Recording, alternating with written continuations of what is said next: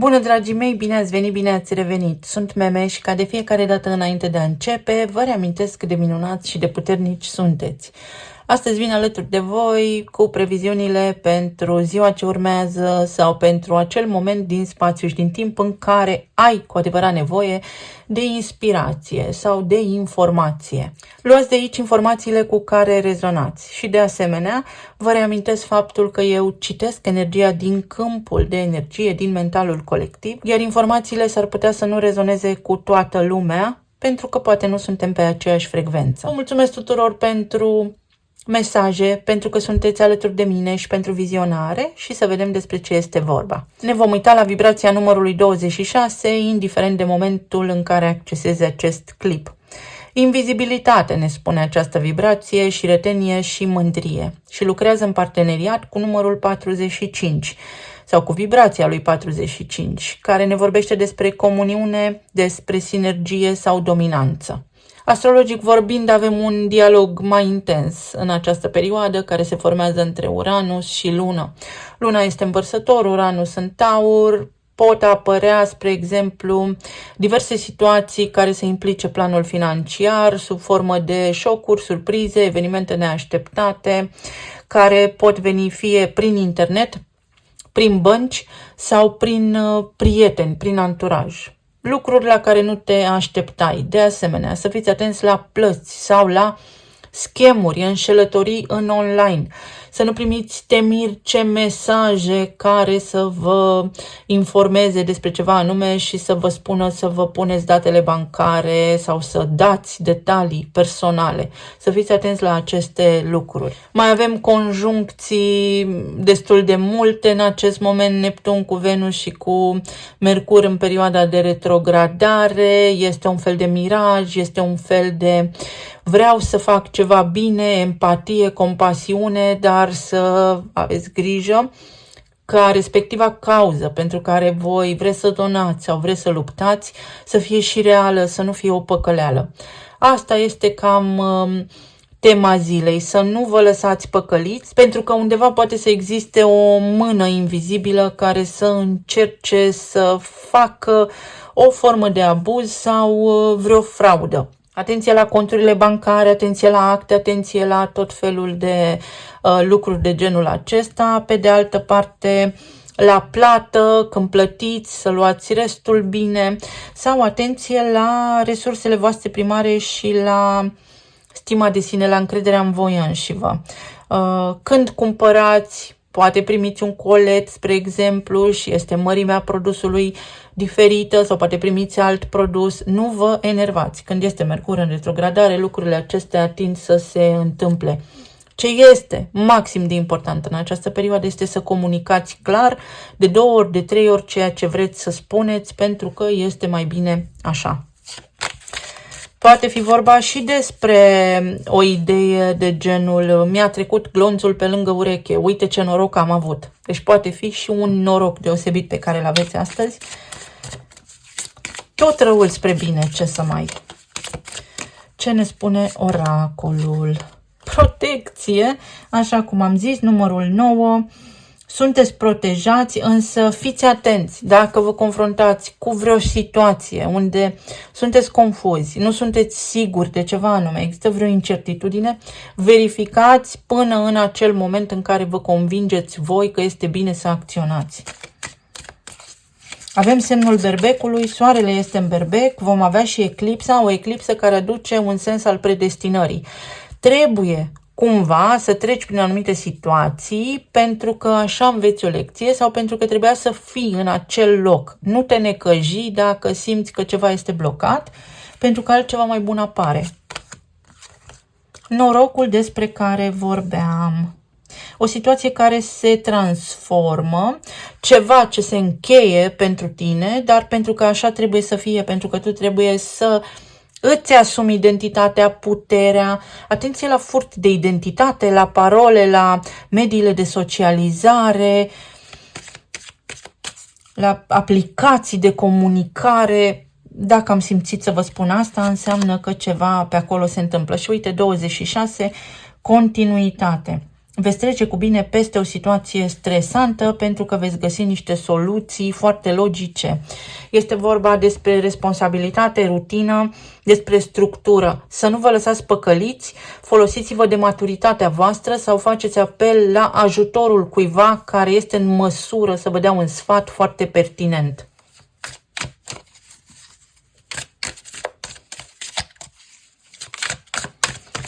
Să vedem.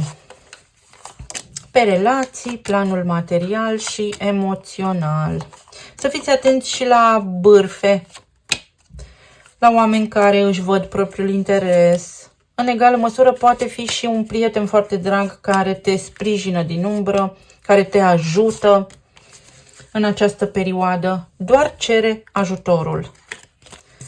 Sau cerei ajutorul, mai corect spus. Uite, împărăteasa pe care o avem deja aici, regina de monede, 7 de monede și pajul de bâte. Orice ai face în această perioadă, gândește-te bine și nu acționa impulsiv sau irațional.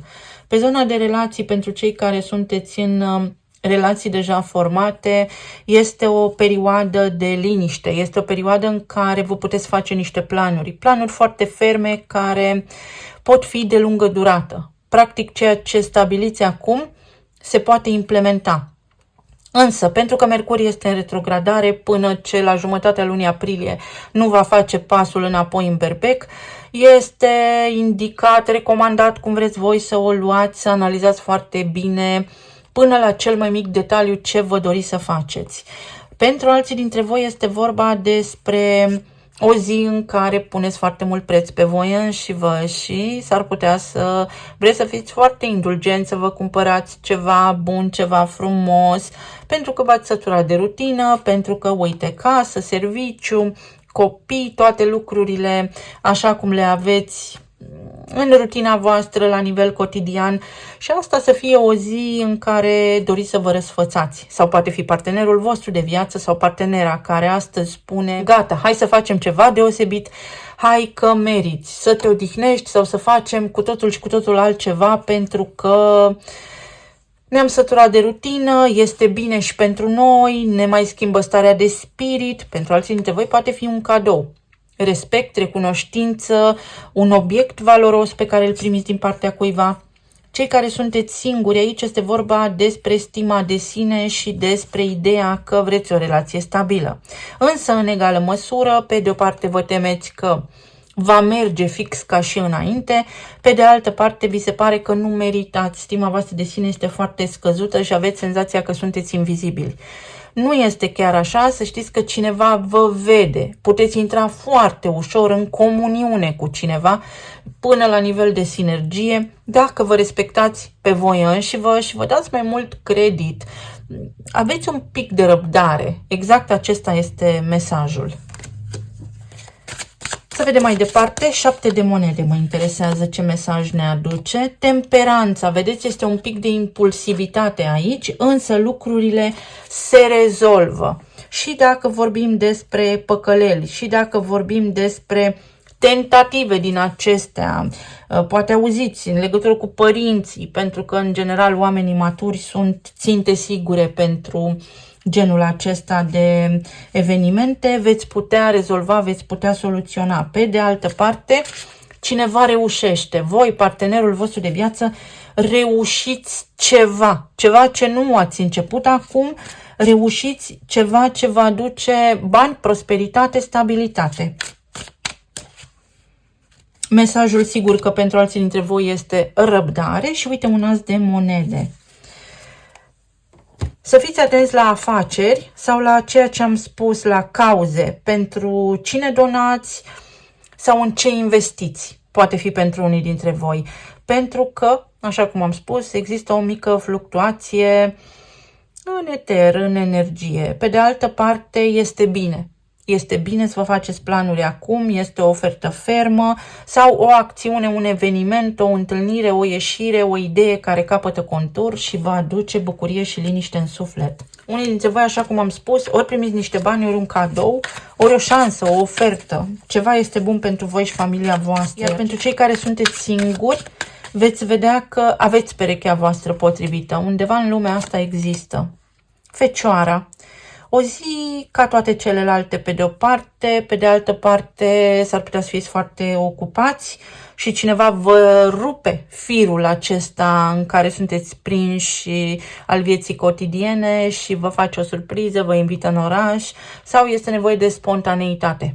Să dați dovadă de spontaneitate astăzi. Sigur că poate aveți legătură cu cineva din arhetipul Fecioarei, dar în egală măsură avem și nodul sud aici, karmic, în Fecioară, care ne spune și că trebuie să ne prețuim și pe noi, nu să-i punem mereu pe ceilalți pe primul plan sau să verificăm foarte bine, atenție la detalii și la amănunte. Dacă ceva vă pare suspect astăzi, acționați prudent.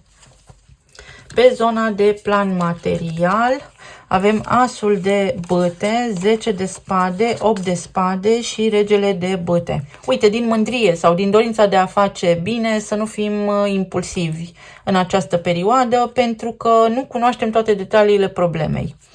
Poate fi un mesaj pentru unii dintre voi. Pentru alții dintre voi este vorba despre anxietate, despre incertitudine. Nu știu ce vreau, nu știu ce-mi doresc să încep. Știu doar că vreau să fac ceva nou. Este și o zi care poate aduce noutate, este și o zi în care lucrurile s-ar putea să nu iasă așa cum vă doriți, dar nu ies așa cum vă doriți tocmai pentru că sunteți protejați. Încercați să nu forțați nimic astăzi, pentru că veți vedea toate lucrurile se aliniază în timp perfect divin, astfel încât voi să nu ajungeți de la bal, metaforic vorbind, la spital, ci din contră, să ajungeți acolo unde trebuie. Pentru alții dintre voi s-ar putea să fie ceva la locul de muncă cu o energie masculină sau ceva bârfe sau să fie vreun abuz, ori de putere, ori un asalt așa mai indecent, cineva să se țină după voi, să nu vă respecte spațiul, intimitatea, spațiul personal, iar voi să aveți această tărie să spuneți nu, puteți egala pe cineva. Poate fi vorba și despre o negociere, despre un lucru la care vă tot întoarceți sau despre un lucru pe care vă tot chinuiți să îl faceți. Până la urmă vă iese. Regina de spade, cu foarte multă claritate. Este nevoie de claritate. Ascultați înainte de a acționa. Și 2 de cupe, pentru că vă iese ceva, primiți ajutor din partea cuiva, sau este vorba despre un parteneriat, despre claritate în ceea ce vă doriți, pentru că și dacă să spunem că un loc de muncă se încheie, altul va fi în scurt timp disponibil pentru voi. Este o întâlnire aici pe care unii dintre voi o aveți și toată lumea este pregătită cumva de atac. Toată lumea s-a pregătit. Sau aveți emoții unii dintre voi în ceea ce privește un parteneriat, afacerea. Poate nu sunt încasări mari astăzi. Liniștiți-vă pentru că lucrurile își revin. Când este Mercur în retrogradare, comunicarea este deficitară. Când este Venus în retrogradare, există provocări pe partea financiară. Activare. Activarea potențialului de parteneriat, de revenire sau de lucruri bune. Și sensul vieții. S-ar putea pentru unii dintre voi să se încheie un contract de la locul de muncă sau să vreți să faceți ceva nou. Acțiune. Energia vă spune nu în acest moment. Acum gândește-te ce vrei să faci, pentru că vei putea acționa atunci când aceste planete ies din perioadele de retrogradare. După jumătatea lunii aprilie, totul va deveni foarte clar. În acest moment avem eclipsa care aduce un sens de predestinare și te va pune în locul potrivit, la momentul potrivit, astfel încât tu să-ți dai seama foarte clar ce îți dorești de acum înainte. Poate fi vorba aici despre o dispută cu cineva, o conversație foarte tensionată în care o anume persoană vrea să dovedească ceva anume. Lăsați-o în pace să vorbească, pentru că de multe ori tăcerea este de aur. Așa câștigați. Să vedem mai departe pe zona emoțională și medicală. 8 de cupe, 8 de monede, steaua, regina de cupe și faetonul. Când eu mă văd pe mine însămi sau însumi, atunci lucrurile stau bine. Este o zi în care vă puteți pune pe voi pe primul plan. Mai poate fi vorba aici, exact cum am spus, despre acel moment în care cineva vă face o surpriză și vă scoate din rutină. Despre spontaneitate, o veste primită pe ultima 100 de metri sau o veste de moment care schimbă ceva în dinamica zilei sau în perioada următoare, în funcție de momentul când accesați această emisiune. Este vorba și despre o revenire la o stare de sănătate mai bună. Atenție pe zona aceasta de sistem limfatic, de limfă, pentru că pare să fie destul de încărcată. Cred că este un pic aici indicat să încercați să faceți un post din acela intermitent sau să încercați să aveți o pauză mai mare între mese, poate unii dintre voi, pentru o digestie mai bună, pentru a metaboliza mai bine, pentru că aici avem întreg sistemul digestiv în discuție, unde pe semne că pentru unii dintre voi există o provocare, pentru alții dintre voi este o oportunitate. Și poate fi de relație sau de loc de muncă sau de viață mai bună, mai sigură. Dar trebuie să vreți voi asta și să știți, dincolo de etapa de visat cu ochii deschiși sau de imaginat, de închipuit, ce vă doriți pentru a putea implementa. Este o eliberare de rezistență. Ori aveți ceva provocări cu circuitul electric în casă, cu panoul de siguranță, cu ceva de genul circuitul la mașină, poate fi și un schimb de mașină pentru unii dintre voi, sau atenție la mașină. Nu șofați imprudent, nu mergeți cu viteză. Sunt doar avertismente, sunt doar lucruri pentru care primiți un fel de prefață pentru a putea evita anumite lucruri care sigur că se pot întâmpla sau nu. Unii dintre voi aveți nevoie de odihnă, mai ales dacă aveți tranzite pe casa a 12-a. Liniștiți-vă, ce este al vostru este pus deoparte. O șansă incredibilă să porniți la drum. Ori descoperiți, faceți o descoperire, ori pur și simplu primiți un mesaj care este absolut incredibil de bun pentru voi, ori este o plată, ori este vorba despre un transport, despre o călătorie pe care o puteți face, toate la timpul lor. Ia să vedem. Odihnă, odihnă, este nevoie de odihnă. 46 și surrender.